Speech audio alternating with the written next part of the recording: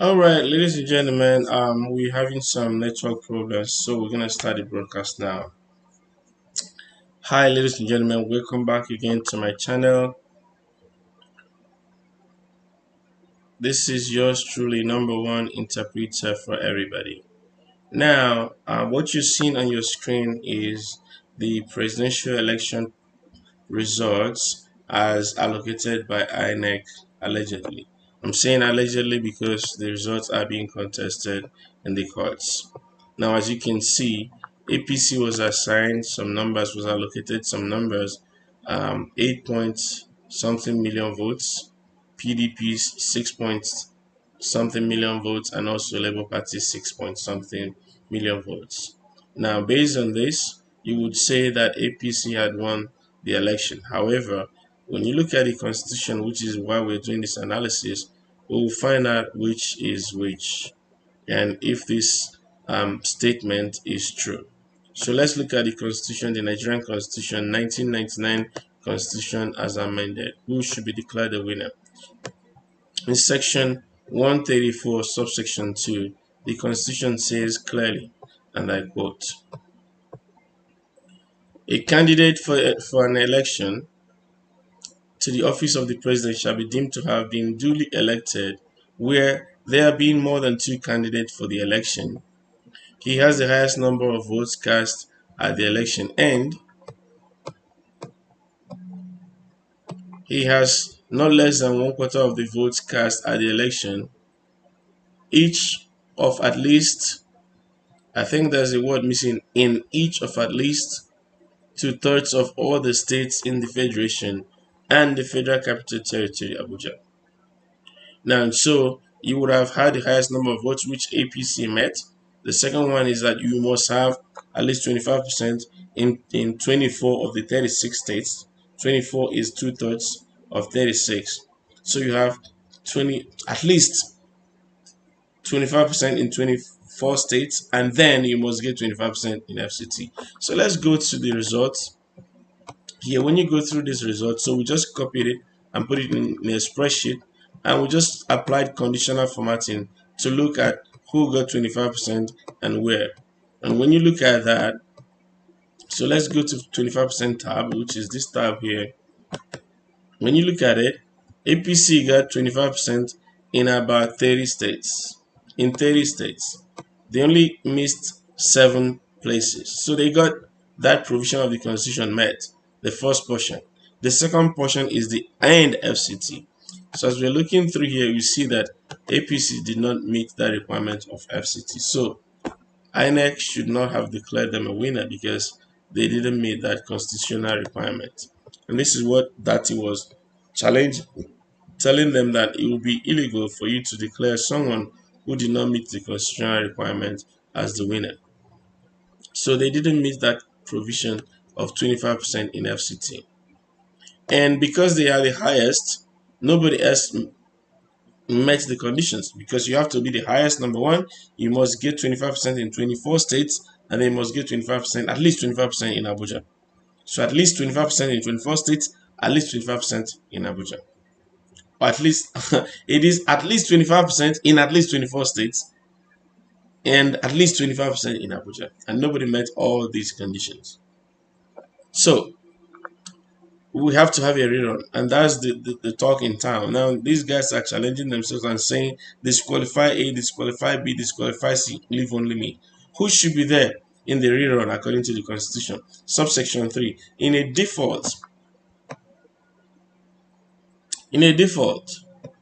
of a candidate duly elected in accordance with subsection 2 of this section, there shall be a second election in accordance with subsection 4 of this section, at which the only candidate shall be A, the candidate who scored the highest number of votes at the election held in accordance with the said subsection 2 of this section. And so here APC is already in the ballot. Now again, this is barring any other disqualifications that is coming, like the double nominations, the invalid nominations, and other challenges that they have there at the courts.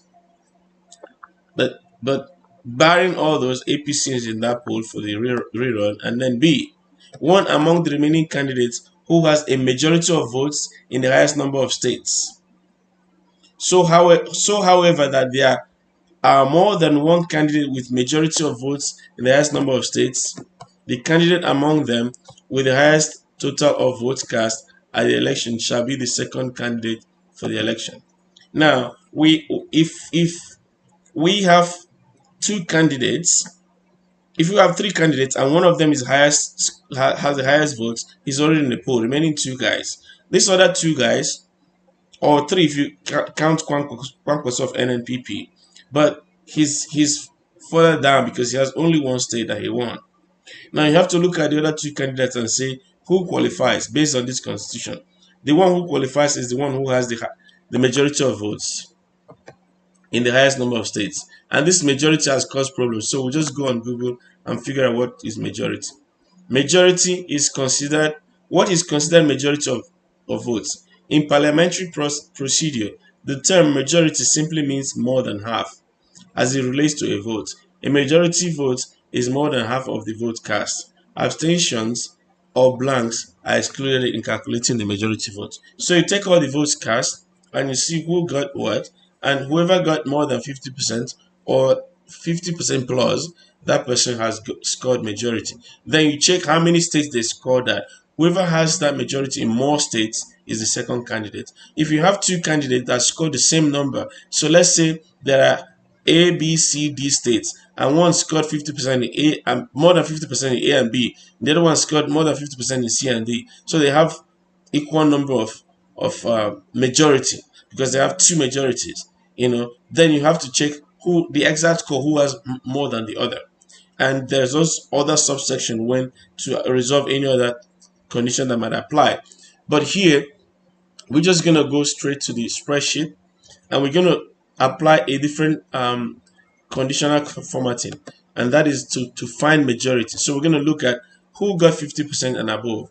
So when you go on the conditional formatting and you look at this, APC got almost, if you will, where is it? I think 8.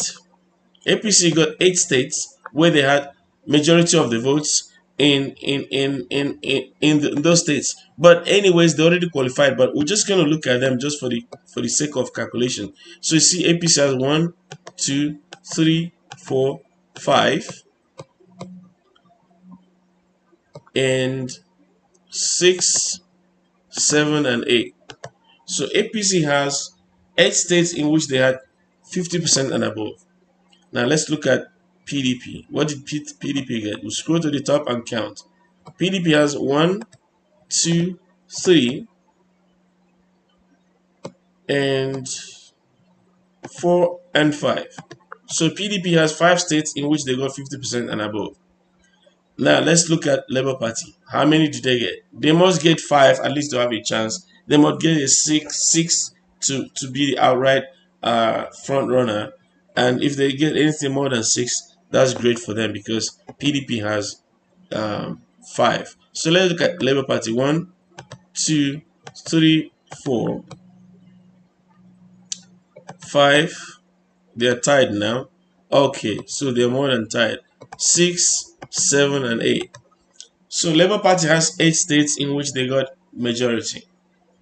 Right? So right away, they are the second candidate in this runoff.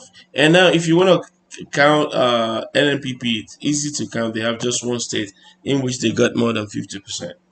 Now, even though Labour Party got more than 50%, actually more than 60% in FCT, because they didn't have the majority of votes and they didn't have 24% in 25% in 24 states, they are not able to contest to say we are the outright winners. Again, based on these alleged allocations by INEC.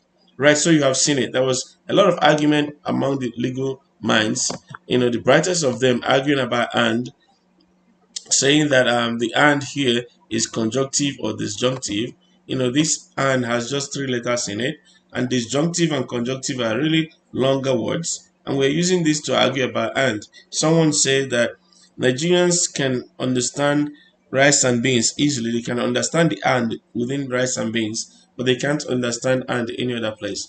especially with respect to this. Now, the thing is, rice and beans, thinking about this, and because of this also, if you say rice and beans, if that's our constitution, someone can argue that rice and beans, if you say I'm cooking rice and beans, it could mean that you have rice and beans in the pot at the same time and cooking it. It could also mean that you cook rice separately, cook beans separately, and you mix them up and you're eating it. It could also mean that you cook rice in the morning and cook beans in the night. It could also mean that you cook rice for December and beans for New Year or whatever, Easter. Now, to avoid ambiguity, even though we know what it meant because we live in the society and we know what it means, to avoid ambiguity, we can say, I am cooking rice and beans in the same pot at the same time on the same stove, and I'll eat them together because they are mixed together. We can start writing constitutions that way so that it is not just for the legal minds to interpret, but for everybody because it applies to everybody. And not all of us are legal minds. There's no point using legal jargons. But in this case, it was even a simple English word, but it still confused people. Now, the only thing that makes it easier for some of us to understand is because when you read it in context, or when you go back to 1979 Constitution and you see that when that was done, there was no provision that you must get a particular percentage in FCT because it wasn't in existence then, and there was no provision that you must get a certain percentage in Lagos because Lagos was just a state and the president was not the governor of Lagos State. Lagos has a separate state, but now has a separate state governor. But now FCT doesn't have a separate state governor. FCT, the governor of FCT is the president. Now people argue that FCT has the qualities of a state according to section 299. But they read that disjointedly, because if you want to do that, you have to read it as a communal reading in the true sense of it, not just disjointedly reading the first phrase or first paragraph and then drawing your conclusion from there. If you want to read it, if you can go from 299 all the way to 301 to get the juice of what is being communicated, to get the mindset of the people that wrote that constitution. So let's just do a quick read of that. Section 299 says that the provisions of this constitution shall apply to the Federal Capital Territory Abuja as if it were one of the states of the Federation, and accordingly, so it shall apply as if it were, but that not that it is, but that as if it were. And why is that? A. All the legislative powers, the executive powers, and the judicial powers vested in the National Assembly, the governor of a state, and in the courts of a state shall, respectively, vest in the National Assembly, the President of the Federation, and in the courts which, by virtue of the foregoing provisions, are courts established for the Federal Capital Territory, Abuja. B. All the powers referred to in paragraph A of this section shall be exercised in accordance with the provisions of this constitution. And C. The provisions of this constitution pertaining to the matters aforesaid shall be read with such modifications and adaptations as may be reasonably necessary to bring them into conformity with the provisions of this section. 300. You have to keep reading. 300. For the purpose of chapter 5 of this constitution, the Federal Capital Territory Abuja shall constitute a senatorial district and as many federal constituents as it is entitled to under section 49 of this constitution. Now let's stop here. Every other state has 3 senatorial districts. Only the FCT has 1. So it cannot be fully state. It just looked at upon as a state. And now we're going to see why, because this is contiguous. We're going to keep reading to see why. 301. Without prejudice to the generality of the provisions of section 299 of this constitution, in its application to the Federal Capital Territory Abuja, this constitution shall be construed as if A. Reference to governor, deputy governor, and the executive council of a state shall, howsoever called, where references to the president, vice president, and the executive council of the federation, howsoever called, respectively. Now you understand the jokes, right? So the reason Abuja will be treated as a state is because to refer to a governor in Abuja, you are referring to the president. Now people argue that, well, there's a federal minister that administers the Abuja, and the president is not the is not really the governor of Abuja, and so on and so forth. We're gonna go to that provisions of the constitution um, quickly. In fact, let's just go there. You can read the rest of the constitution yourself. But let's just go there quickly. But not before reading B, because people are going to accuse me for jumping, as I was accusing other people of, reading this out of context. Let's look at B. References to the chief judge and justices of and judges of the High Court of a state were references to the chief judge and judges of the High Court, which is established in the Federal Capital Territory, Abuja, by the provisions of this constitution. And references to persons, offices, and authorities of a state were references to the persons, offices, and authorities of the Federation with like status, designations, and powers, respectively, and in particular, as if references to the Attorney General, Commissioners, and the Auditor General for a state were references to the Attorney General, Ministers, and Auditor General of the Federation, like with like status, designations, and powers. You see it. So Abuja doesn't get what the states get. They just get what the Federation have and reference them as though they were the states. So they reference the president as if the president was the governor. And now let's just read because I was going to jump, but I just decided to continue. So 302, the president may and not shall. Shall means it is a law, but this may means you have the will to do it, or you may choose not to do it. So anytime you see a may, you can also change it to may not, right? If you may or you may not, you can put it that way. So if you write, you can say president may / may not.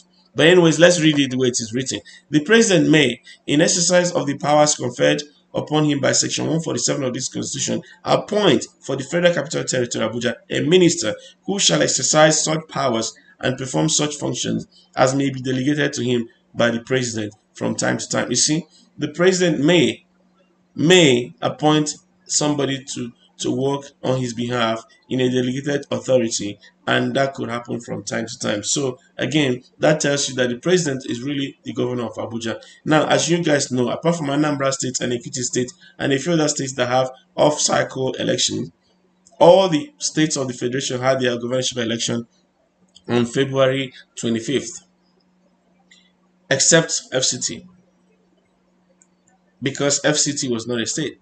But you can also say FCT already had theirs on February 25th, because the president of the federation is the governor of FCT. Right? So let's leave all these arguments. And if you go to page 1 of this constitution, that will be section 3 of the constitution. It lists all the states in the federation, and there was no mention of Abuja there. Let's just go ahead and read it. There shall be, so shall is a law. All right? There shall be 36 states in Nigeria, full stop. Now, I'm saying full stop just for the purpose of this. I'll read everything to the end, but just for you to take a breather here. There shall be 36 states in Nigeria. Not 37, but 36. So for those saying that Abuja is the 37th state, no.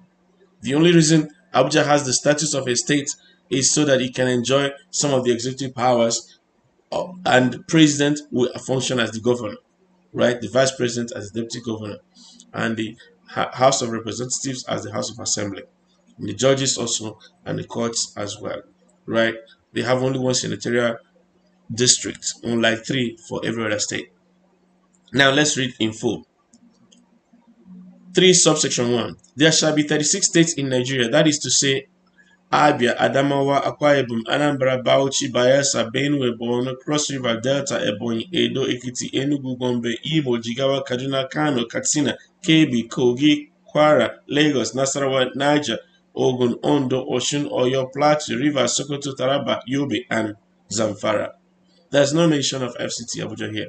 So FCT is not one of the states. It was only treated as a state for the purposes listed there. And in subsection 300 and 301, it tells you, without prejudice to 299, these are the reasons we are calling it a state, in quote.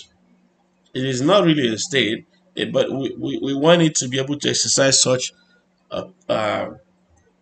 authorities or such to enjoy such privileges as a state by assigning it a governor who is also the president. And it only makes sense that the president of a state will be popular in that state. At least 25% of the people in the state will say, yeah, you rule over us.